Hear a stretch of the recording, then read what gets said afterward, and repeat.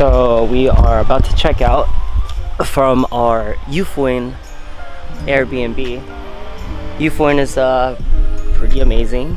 Just overall a relaxing experience. We were able to go into the onsen 3 times in the last 12 hours.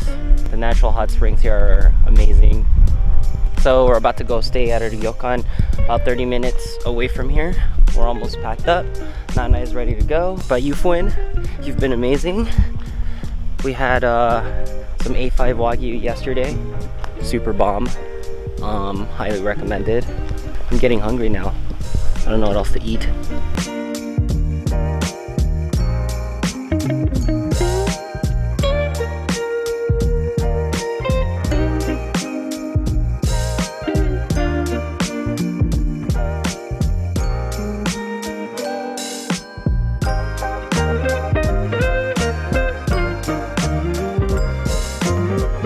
So we are in a Japanese traditional ryokan.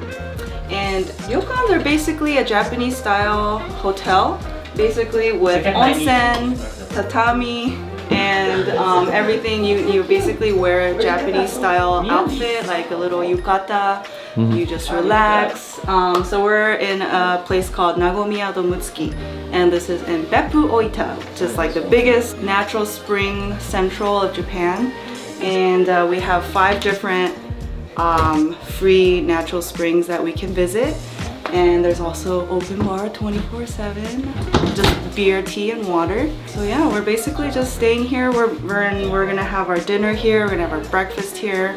It's just all about relaxation and enjoying, you know, the low, slow life here. So yeah. And each other's company. And each other's company. Look at the brothers all dressed up. That's so cute. And naked. And it's better, like we have a really good view of the mountain, all this steam coming from all the natural hot springs.